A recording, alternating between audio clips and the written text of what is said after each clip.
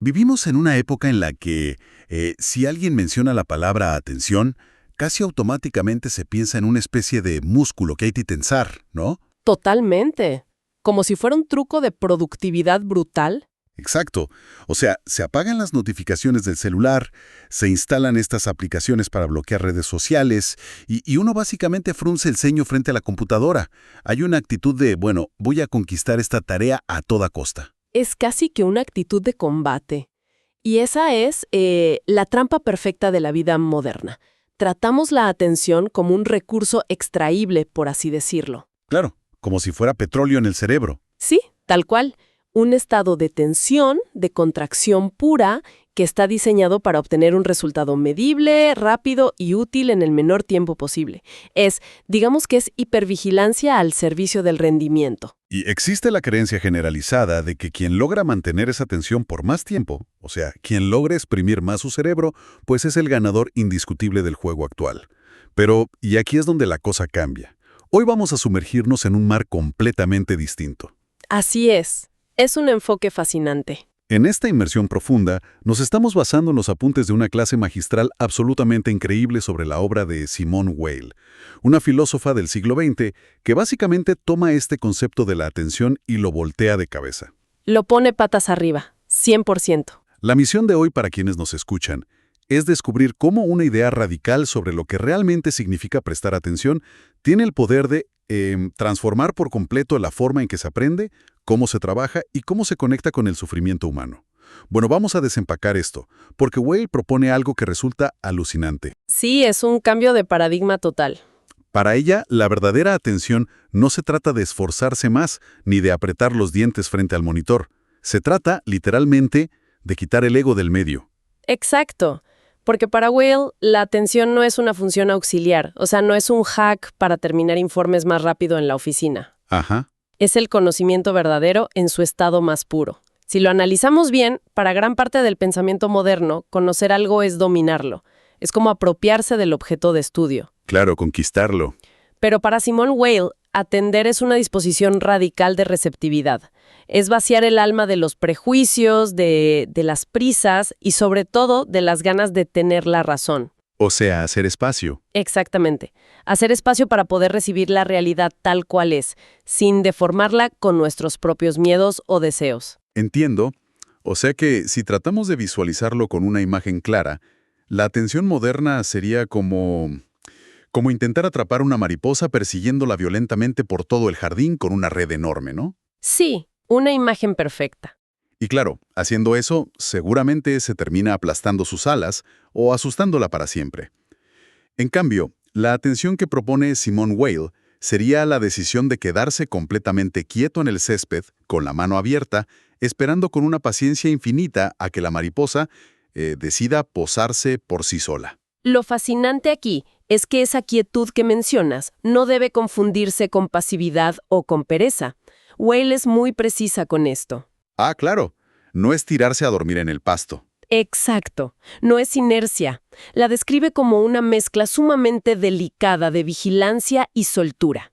El individuo no está durmiendo, está en un estado penetrable, vacío, pero absolutamente alerta. ¡Guau! Vigilancia y soltura. Suena a un equilibrio súper frágil. Lo es.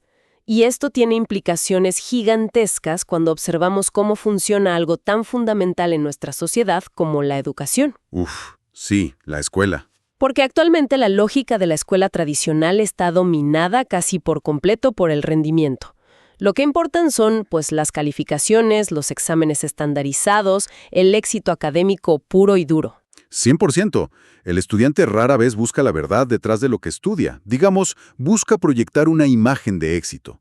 El objetivo real de ir a clases termina siendo evitar el fracaso a toda costa. Tal cual.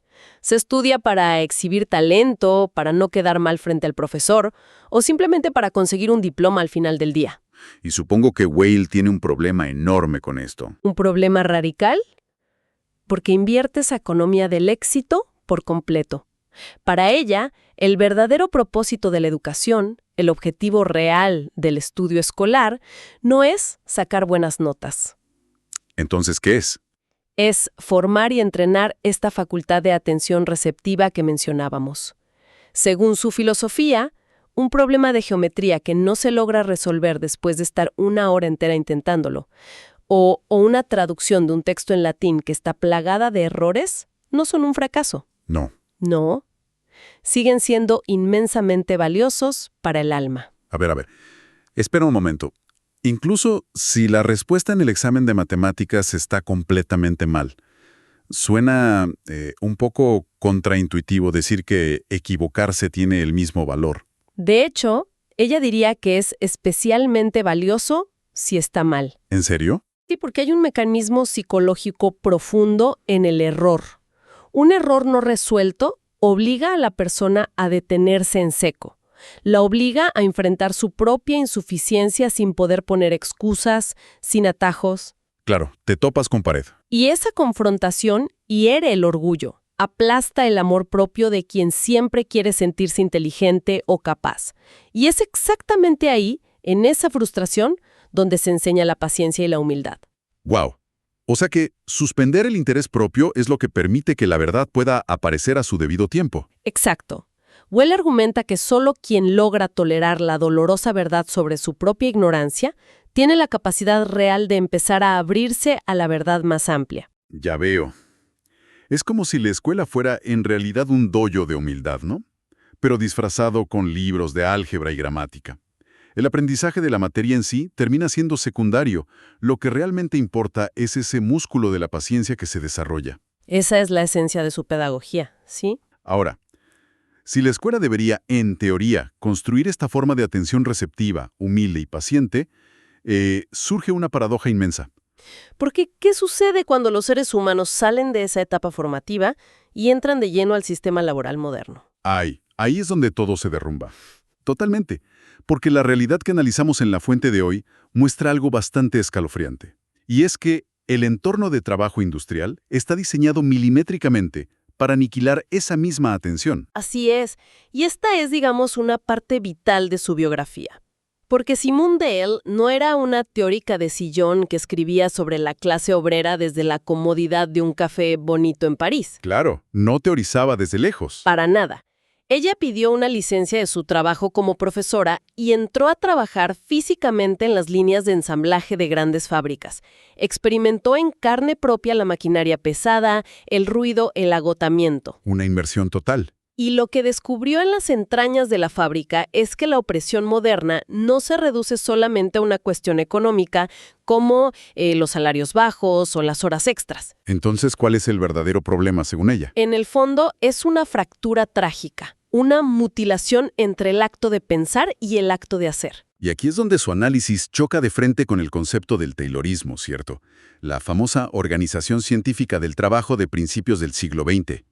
Por lo que se entiende de estos apuntes, el Taylorismo es básicamente la idea de dividir la producción en tareas absurdamente pequeñas y repetitivas para maximizar la velocidad. Va incluso más allá de la simple división de tareas. El daño real del Taylorismo, según Weil, es que concentra toda la inteligencia, todo el cálculo y el diseño del proceso en una oficina técnica, a puerta cerrada con los gerentes y los ingenieros. Ajá. Los que piensan están separados de los que hacen. Exactamente. Al obrero en la línea de producción se le quita por completo la capacidad de decidir. Le queda simplemente la ejecución muda y mecánica. Se amputa la mano del cerebro, por así decirlo. Y Well introduce una distinción conceptual brillante para explicar esta tragedia. Dice que el trabajador queda reducido a operar en una serie.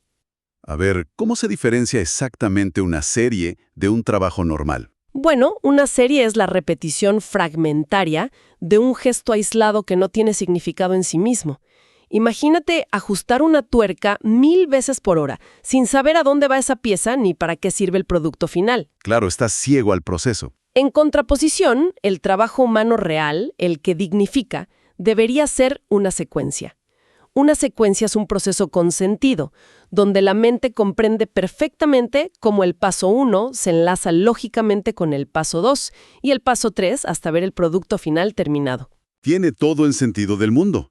En la secuencia hay atención completa. En la serie solo hay un automatismo vacío. Exacto. Aquí es donde se pone realmente interesante, porque, haciendo de abogado del diablo por un momento, alguien podría escuchar esto y decir, bueno, pero ¿no es esa eficiencia técnica extrema lo que nos ha dado el progreso material del que disfrutamos hoy en día? Es el argumento clásico, sí. Claro, gracias al taylorismo y a la automatización extrema, se fabrican bienes mucho más baratos, desde automóviles hasta teléfonos celulares. ¿Acaso no es la tecnología, por su propia naturaleza, una fuerza liberadora que eventualmente nos quita el peso del trabajo físico duro? Si conectamos esto con el panorama general de su filosofía, vemos que Whale no cae en la trampa de ser una romántica antitecnología. No es alguien que sueña con destruir las máquinas y volver a un pasado rural idílico. Ok, no es una ludita. Para nada. Su crítica apunta directamente al corazón de la estructura de poder. Señala que la máquina moderna, bajo este sistema de extrema división, cristaliza el saber colectivo de la humanidad, pero al mismo tiempo expropia la inteligencia del individuo que la opera. ¡Wow! Expropia la inteligencia. Es una frase fuerte. Porque la tecnología no es neutral. En estas condiciones, la fábrica convierte al ser humano en un simple apéndice de carne, en un engranaje más de un mecanismo gigantesco que ni comprende ni gobierna. Para ella, la eficiencia desprovista de comprensión no es progreso, es lisa llanamente servidumbre. Y las condiciones que relata en sus diarios son asfixiantes. Por ejemplo, el concepto del trabajo a destajo, donde se paga estrictamente por pieza terminada, combinado con el cronometraje de cada micromovimiento del cuerpo. O sea, esto impone un nivel de aceleración que literalmente prohíbe el acto de pensar. No es que los obreros no quieran pensar, es que el sistema físicamente no lo permite. Exactamente. Prohíbe pensar porque pensar requiere pausas, requiere dudar, requiere disminuir la velocidad de las manos, aunque sea por un segundo. Y en la línea de montaje, una pausa es una pérdida de dinero intolerable. Es brutal. El resultado es que el individuo es sumergido en una fatiga densa y abrumadora que no desaparece cuando suena la campana de salida. Ese agotamiento invade el tiempo libre, secuestra la vitalidad y se convierte en un estado de letargo continuo. Well argumentaba que el verdadero trabajo libre debería ser lo opuesto. Debería unir la razón con el cuerpo. O sea, permitir que la inteligencia fluya hacia la materia a través de las manos. Esa es la meta ideal, sí. Ahora, esa trituración constante del cuerpo y de la psique en la línea de producción no es solo estrés laboral común y corriente. Well se da cuenta de que genera una dimensión extrema de sufrimiento en la realidad humana. Una que, lamentablemente, la mayoría de la sociedad elige ignorar deliberadamente porque es profundamente incómoda.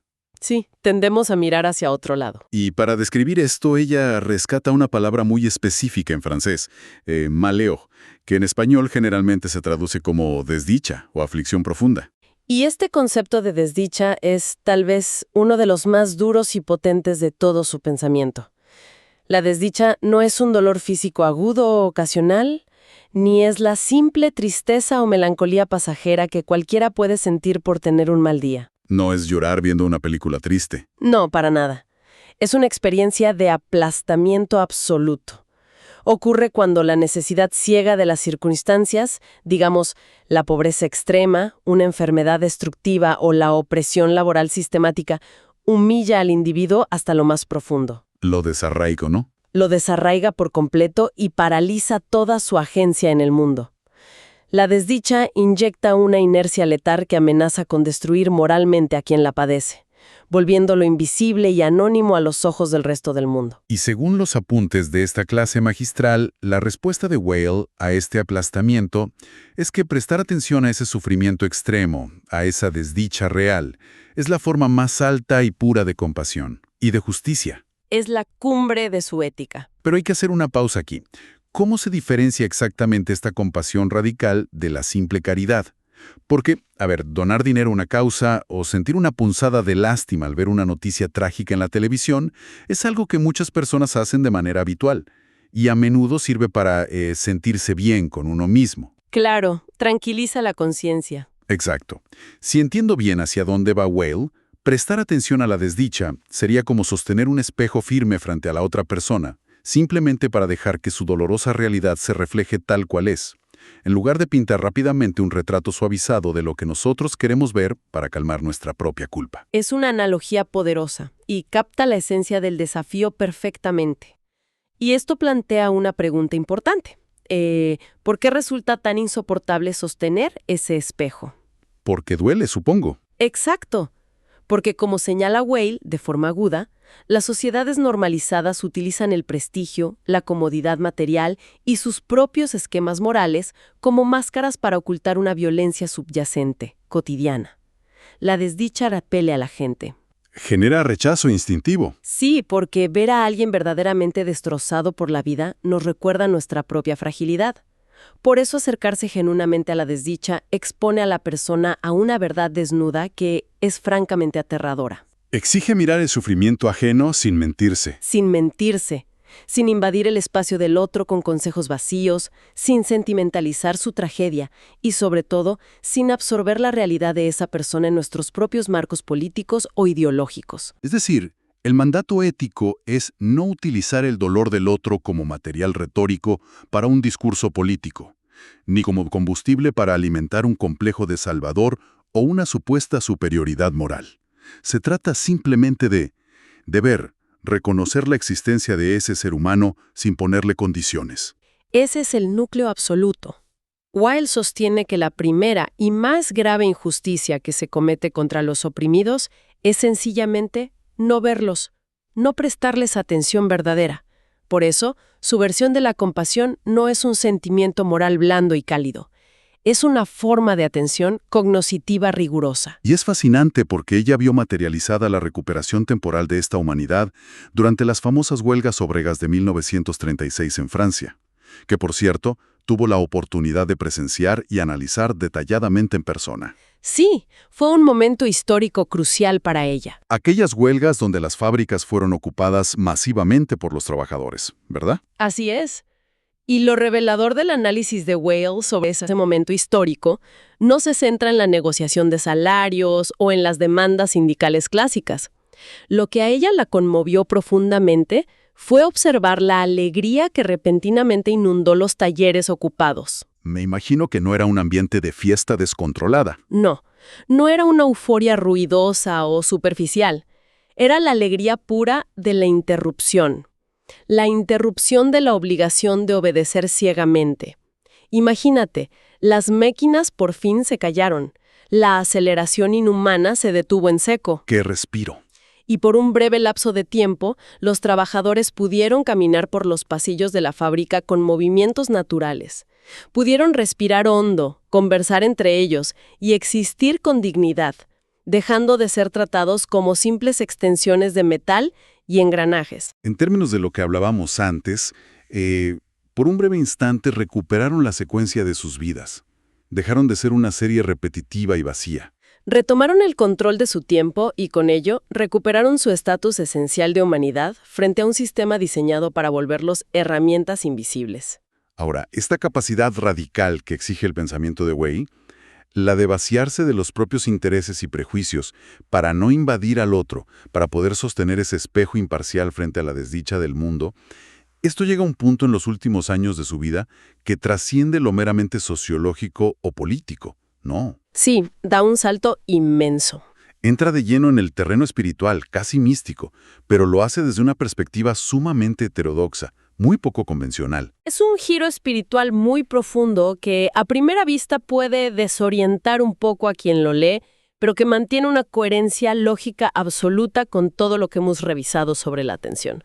Aquí es donde surge una de las ideas más complejas y retadoras de su obra, el concepto de la descreación. Descreación. La palabra en sí misma suena destructiva, como si se tratara de aniquilar algo. Es comprensible que suene así, pero la clave está en entenderlo como un acto de retirada. Weil utiliza una perspectiva teológica para explicarlo. Postula que si Dios es absoluto, la creación del universo no fue un acto de expansión de Dios, sino un acto de renuncia. ¿Cómo así? Dios tuvo que retirarse, tuvo que disminuir de alguna manera, para dejar un espacio vacío donde el mundo y por ende el ser humano pudiera existir. Siguiendo esa misma simetría lógica, ella argumenta que para que el ser humano pueda hacer espacio a la gracia o comprender la verdad absoluta y desnuda del mundo, el yo, el ego, debe imitar ese acto divino de despojo. O sea, encogerse voluntariamente. Exacto. El ego debe disminuir, debe descrearse. Cuando la atención es llevada a este límite máximo y extremo, se convierte en una especie de oración secular, una espera purificada donde la persona renuncia a la falsa ilusión de ser el centro del universo. Entonces, ¿qué significa todo esto en términos prácticos para su propia vida? Porque los apuntes de la clase detallan una decisión vital muy reveladora de su parte. A pesar de que Weil desarrolló una admiración y un amor profundísimo por el cristianismo, se negó rotundamente a ser bautizada. Fue una decisión muy consciente y sufrida. Decidió deliberadamente quedarse en lo que ella definió como el umbral. Y a mí me parece una metáfora tremenda. Es como alguien que llega a una casa donde se celebra un banquete cálido y hermoso. Ama a las personas que están adentro comiendo, pero decide quedarse plantada afuera, en la puerta, aguantando el viento helado y negándose a entrar al salón. Es una imagen que ilustra a la perfección el costo personal de su filosofía. La razón de esta postura extrema es que Weil sospechaba profundamente de las colectividades, de todas ellas. Sin excepción. Sin excepción. Ya fuesen movimientos de masas, partidos políticos, sindicatos o instituciones religiosas formales. Y la sospecha radicaba en que el grupo social, por su propia naturaleza, ofrece calor, ofrece respuestas rápidas y empaquetadas, proporciona un lenguaje prefabricado, otorga identidades seguras y genera un tipo de patriotismo institucional que al final del día exime al individuo del doloroso y arduo trabajo de pensar la realidad por sí mismo. Claro, el grupo te entrega un manual de instrucciones.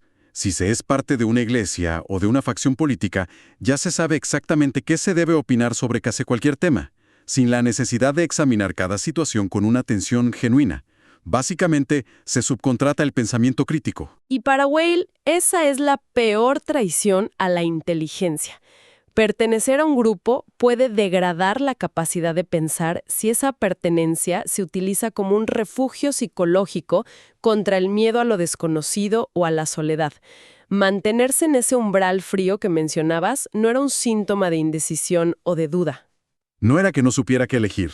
Para nada. Era un acto consciente de vigilancia espiritual y de honestidad intelectual. Su objetivo era mantener una universalidad sin ataduras. Quería asegurarse de estar siempre en el mismo lado que los marginados, los herejes y los desdichados que jamás serían invitados a sentarse en esos banquetes oficiales. ¡Wow! ¡Qué nivel de coherencia! Para ella, buscar la verdad exige aceptar la intemperie y la soledad interior. La inmensa responsabilidad de prestar atención a la realidad no es algo que se le pueda delegar a ningún partido, a ninguna empresa ni a ninguna iglesia. Es una forma de vivir de una exigencia casi insoportable, la verdad, pero que encierra una belleza brutal y purificadora. Haciendo una síntesis de este vasto recorrido que nos presentan los apuntes, queda sumamente claro que bajo el lente de Simone Weil, prestar atención no tiene absolutamente nada que ver con los hacks modernos de concentración para tachar velozmente más tareas en una agenda corporativa. 100% de acuerdo. La atención es, en el fondo, una disciplina ética de descentramiento radical. Significa entrenar nuestra mente para que nuestro ego, nuestra incesante necesidad de tener siempre la razón, de lucir inteligentes frente a los demás o de dominar y controlar nuestro entorno, logre por fin hacerse un lado. Solo así se permite que la verdad compleja de un problema, el propósito real y profundo de un trabajo o el sufrimiento desnudo e incómodo de otra persona puedan aparecer tal como son. Y en medio de una cultura contemporánea que está definida por la constante autoafirmación, por una sobreinformación asfixiante, por la urgencia adictiva de emitir opiniones sobre cualquier tema en las redes sociales en cuestión de segundos. La epidemia de la opinión rápida. Exacto.